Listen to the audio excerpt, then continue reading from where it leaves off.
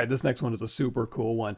There's going to be two components to this. So I'm going to go ahead and double click this arrows over here so I can have the little docking station. And I'm going to get rid of the brush by just clicking the white icon, go in here to alpha and drag alpha over here. And in alpha, you're going to see there's a new bas relief. And then if we go in here to subtool, you're going to see underneath here is also a project bas relief.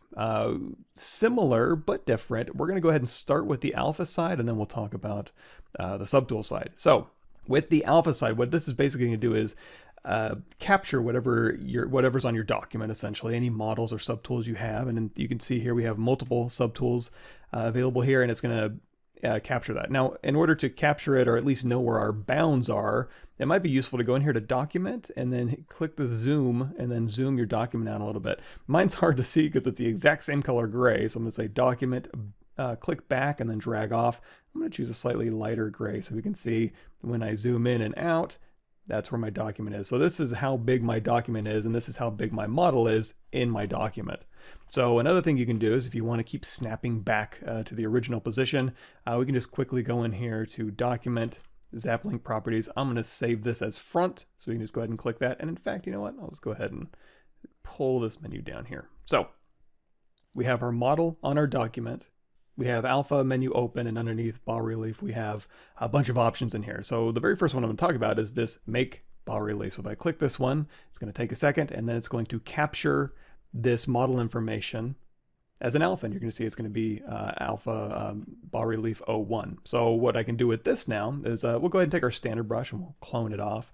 We'll set this to drag rect, and we have this alpha selected. I'm going to go to a coin here. I'm going to go into solo mode.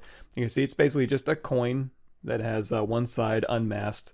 So I can go through here with this one and I can click and drag, and we'll go ahead and switch our material back to our gray. And then if I click and drag here, it's going to drag what it captured onto our object. And of course, just like anything else, we can go through here and we can adjust last if we want to pop this out more, or punch it in to do a negative. So if you want to adjust that, you absolutely can. And usually when I'm dragging out an alpha, I like to do a focal shift of -100, so I just get that alpha, no blur around there. So this is going to be our brush for dragging out an alpha. So let's talk about some of these settings. Oh, I should also mention the Z intensity also, obviously. You know, here's Z intensity of 25, Z intensity of 6, Z intensity of 60. So we'll go ahead and leave it at the default 25. So you can use adjust last, but of course Z intensity or Z sub, you can turn it to Z sub if you want it to go inwards. But the relief repeat count is essentially how many times it's going to run this bas relief algorithm. The higher the number, it might punch a little more detail into your alpha. I've tried low and I've tried high. I haven't seen a tremendous amount of difference, but depending on your model, you may need to play with this. Now, as we go through some of these options, I'm going to show you how you can kind of do a quick test, so we can kind of see the differences here. For example, relief contrast. So right now it's at 0. So I think these are just the defaults that I had dialed in. So that's going to be our bas relief 01. So if I take this relief contrast and I pump it up to 1 and then say make bas relief, I'm going to have, oops, I have to turn off my coin and then go out of solo mode here. And again, if I move my object here, I'm just trying to be consistent for you. So I'm going to hit front so it snaps back, and then we can say, okay, make bas relief with the relief contrast set to 1. And then now if we want to do our test here, all we got to do is go back to 1, and this is with the relief contrast at 0. I'm going to do Shift S to capture that to my canvas. I'm going to hit Control Z to undo that last stroke, and then I'm going to swap this alpha out with relief 03. And now you're going to see basically what it does is it increases the contrast of your alpha. In fact, you can even just hover over the alpha. So here's the very contrasty alpha. Here's your lower contrast alpha. So on hard surface models, which we'll get to in a bit, it might capture those hard edges a little bit better and give you a little bit more contrast. With the results on an organic model, not really something I'm looking like. But that doesn't mean don't use it. Just dial in that number. So maybe if we try 0.2, Control N to clear our canvas, we'll go back to our model here, go out of solo mode. And again, we'll just drop back down here.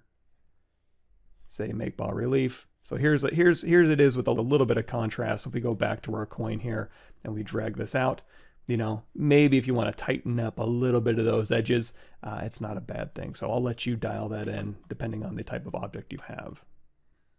Relief step tolerance is another, it's kind of an interesting one. So at 0.2, that means that when it's going through evaluating your mesh and it sees a value where the difference between 2 pixels right next to each other are greater than 20%, which is what that 0.2 signifies.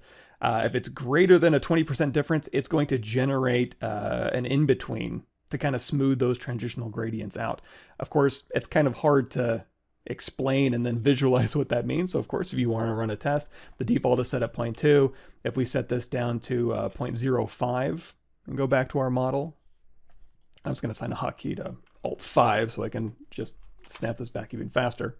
So release step tolerance at 0.05. We're going to make one. That's going to store it as relief 05. And then we're going to crank this up to 1, make it. And then we're going to go back to our coin here. And then if we have our default settings here, we'll do Shift-S, Control-Z, and then we've got our very low settings here. We'll do Shift-S. And then we got our release step tolerance at 1 here.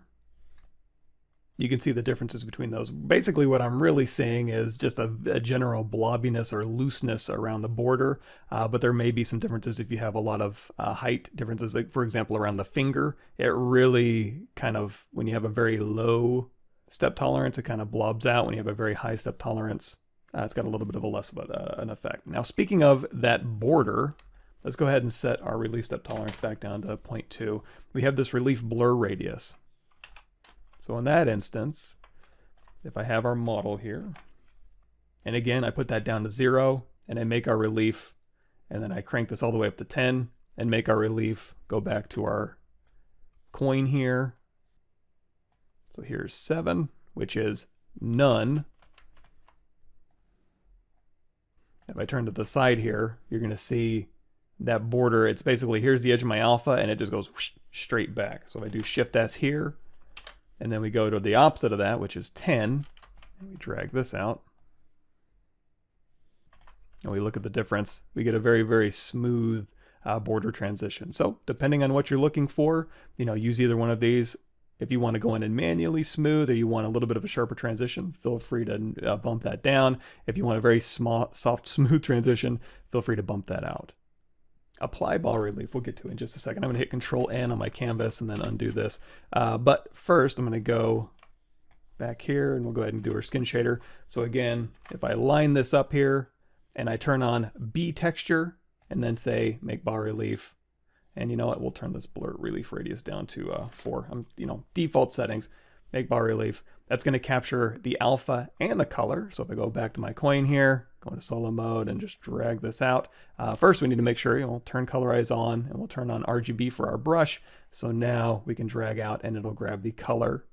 If you want it to ignore the alpha, remember you have this alpha option up here, so you can turn that off, and that will just paint with whatever color you have along with your texture.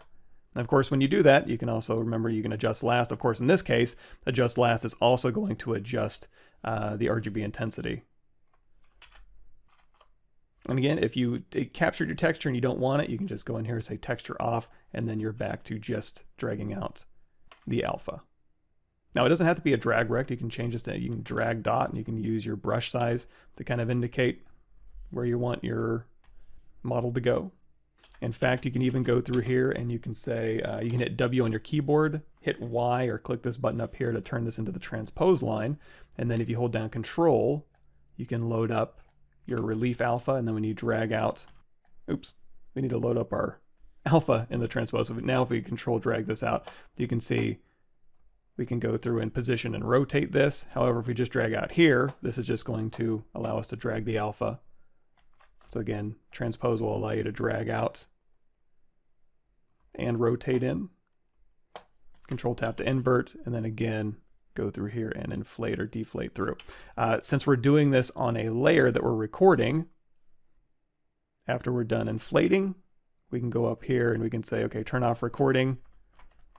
And then I can go in here manually and I can drop down that layer intensity, go into the negative, or even over crank it using this slider down here.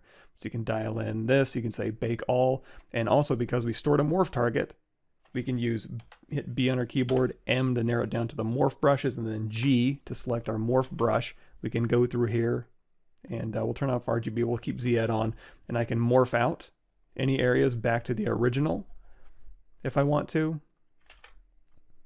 Or I can even hit switch, and that's going to switch the morph target to the front, and then I can morph in where I want my object to be. But we'll go ahead and do that. We'll say delete morph target. And again, we'll go to our standard clone brush. We'll set this back to drag rect. I'm going to isolate just this polygroup here. Control tab to invert. Control shift to bring everything back. Control tab to invert that mask. And then again, just quickly drag out my guy here. Now, if we want to load up another subtool, let's go in here to, I want to keep these, but I want to load up a project. So I'm going to go load tools from project. I'm going to go into my ZBrush folder. See program files, Pixelogic, whatever version of ZBrush you're using. We're going to go into Z projects, demo projects, double click the demo drone. Let's go out of solo mode here. And just like we did for our guy capture, we can go through here, dial in your settings. We'll go ahead and capture the texture while we're here. Why not? We'll go ahead and say make this.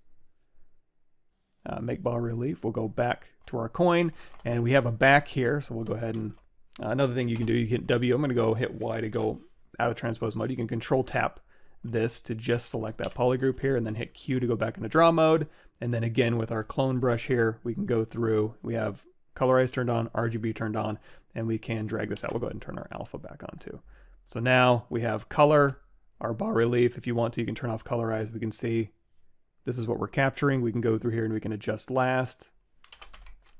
Oops, we'll turn off texture, drag this out, and now our last stroke will be what we can adjust. So we can quickly, dial in what that needs to be. So if I control drag to unmask, go into solo mode, we now have the front of our coin and the back of our coin just capturing alphas.